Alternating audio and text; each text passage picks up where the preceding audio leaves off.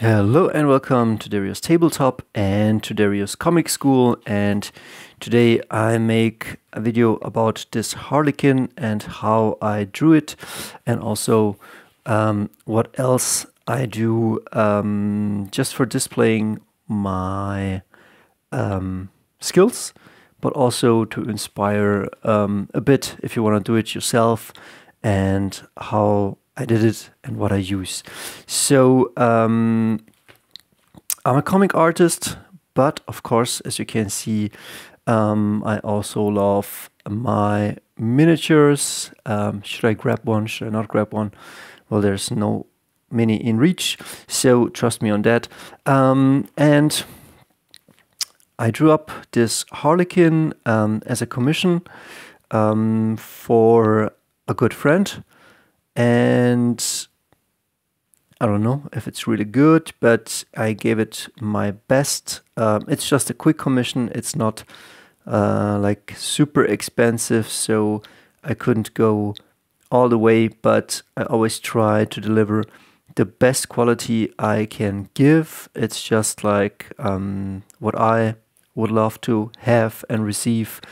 And sometimes also, like, every piece of art challenges you, because sometimes, as you can see here, I have here the Keanu Reeves, Keanu Reeves on his bass guitar, and each artwork will challenge you, and sometimes it looks very good, just the inks on paper, and sometimes when you put on color, things start to muddy up. I think a lot of people who draw and paint are aware of that, and I think a lot of people who do miniatures are also aware of that, because you can definitely overpower your artwork with too many color or too many motifs.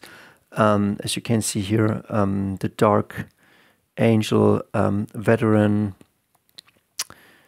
and I left the background white because already the motif was pretty overpowering, so I tried to keep it simple in the background.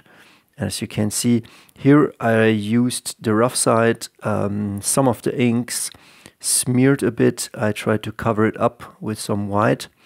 I put in here the, let's say, some shadow parts with some very, very light blue. I use acrylic paints mostly. I have also very good aquarelle paints, but usually this is what I use. These are my GW paint pots, but I think I don't like them anymore as much as I did. I mean, I like the pot. I really do, especially like I like that they're small and you can shake them. But I have some issues with things drying out, clogging up, and I'm well aware that you can clean them up and that they're pretty good. Like I like really the colors that they present, but lately I'm also a big fan of the Vallejo paints and of the Army Painter paints, and I stole this idea from Wayne, England. Do I have a magic card in reach? No. But trust me, there's magic cards right up there. And Steve Reynolds, no, is it Steve Reynolds? Is it Wayne Reynolds? Wayne Reynolds. Steve Reynolds is a guy I knew from school. But Wayne Reynolds paints his commissions for Magic the Gathering on paper, and then he uses acrylic paints almost as all paints, and yeah, and so I stole that from him. Acrylic paints do cover up the artwork, so you need to be careful. You can water it down, and sometimes you can mix and mash the color to get something you want. As you can see here, I used a white marker. I will come to the pencils in a second. I think it's not all perfect, but it is pretty cool. I painted for this guy already a Terminator, an ultramarine Terminator, and so this might fit. As you can see, not too many colors. I would say there's the classic blue, red, cyan, magenta, and blue on this color scheme. Here we have a bit of purple and that white marker, which I went over this. And but the main work, I would say, is filling in the blacks. That comes from comic work. And you already, when you paint something, let me show you, like these are not perfect, but when you paint something in, you try, as you can see on this guitar, you try to fill in the blacks and to give the picture a yin and yang. So in this one, it's not as accentuated, but as you can see on this Death Watch Marine, you go pretty heavy with the blacks as a comic artist, and then from there you try to work up the colors and the bright sides, and you also need some focal point somewhere where you can put a lot of color down. Yeah, let me see, I have a few examples here. I tried a riptide. The problem with this riptide is it's a pretty big motif, and putting it on a small A4, it kind of takes a bit away. Like there are certain formats for a certain page, as you can see. If I put them side by side, this pops a bit more, because like this is a gigantic model, and this is like more a human-sized model, and so it fits a bit better. And then, as you can see, I'm trying to play a bit with the colors, but yeah, probably not my best work. But sometimes you need to do stuff just to see where it goes, if it's good enough, and then you improve on the next one, and you will see where your strengths are and where they are not. Before I come back to the Harlequin, as you can see, every artist should or might work from reference photos.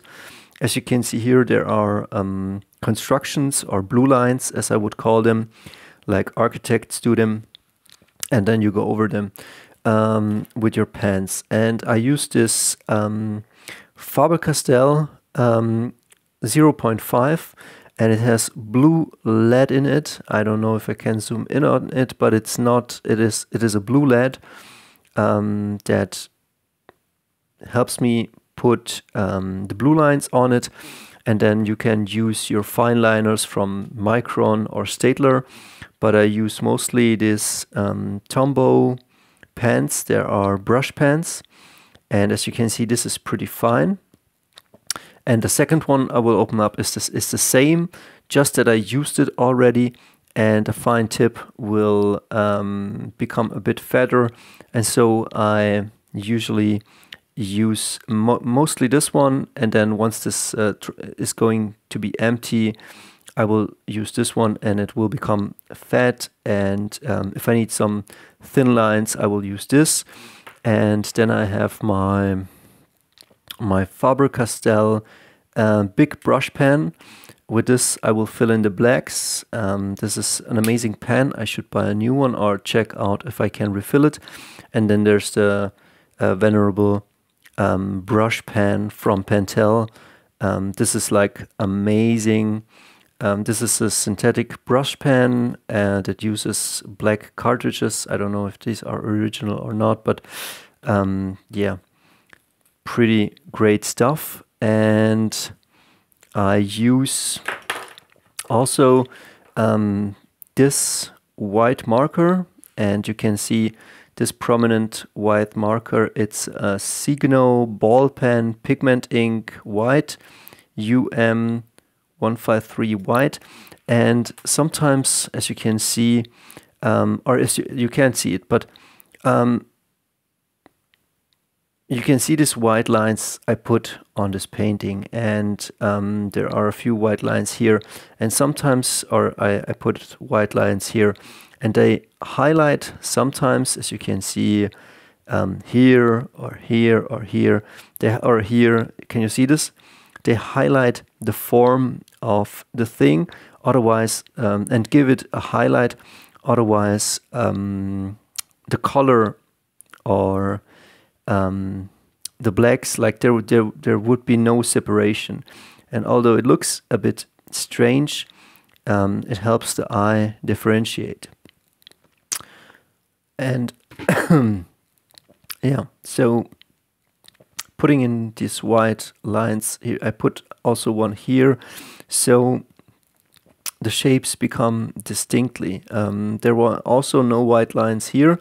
I put one in, as you can see, and it helps the eye, or I put one here, it helps the eye separate the sword from the foreground from the background, because if you don't do that, it can muddy up, and it's hard to spot the different sections of the artwork that you need. And then I painted it up again. I took my Citadel colors, and I used the same wet palette I used for painting miniatures. I fill a bit of water in here.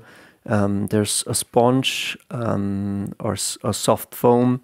I put this, in Germany we call it Backpapier, baking paper, I think it's called. I put it rectangular, and I put dots of colors right here, and then I pick it up from there. I usually use very cheap brushes from not a discounter, but yeah, they're not super cheap, but these are like $2 brushes, and I use them for painting, and I use them for miniatures, and I used to destroy them, but a friend showed me a trick, and he said, I fill this up with water and put a bit of soap in it. So I'm alternating, I'm picking up the color, I'm putting it on the paper or the miniatures, and then from time to time, like I pick up the brush and I put it in here, and I do this motion, and so the soap and the water cleans up the brush from the acrylic paints. And well, it's hard to zoom in, but it keeps a steady tip. Although these brushes already have suffered a bit, the tip is already a bit gone. But usually I have brushes which I will use for heavy duty, and some that I will use for just putting very fine things on it. And yeah, that's pretty much my process. As you can see, I used this time, this is the rough side of the paper, and this time I used the back side. Maybe it's not intended to be this way. It is intended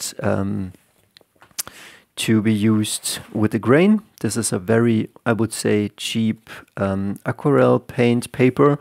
It's from Action. I would say that's a discounter here in Germany. But it does the job. It's really good. It is 300 gram. It is A4. It has 20 pages. And I don't know, it's just a few euros, and it's amazing. And as you can see, I do not use the rough side anymore. Whereas the Dark Angel I did on the rough side. And I think it adds maybe too much noise or grain to it, and yeah, on the Harlequin it's better. And as you can see, I've also gotten better to frame the motive. Yeah, here I went in a bit closer, and I think this is like the motive from the army book. But the customer wanted it that way, so I kept him happy. I will wrap it up right now. I hope I could help a bit, inspire. If you want some of this artwork, or if I can do a commission for you, hit me up and let me know. Otherwise, have a great day, produce cool stuff, and strive for excellence in every way. Clean up your room, clean up your life, and go to the gym. And we see us. See ya.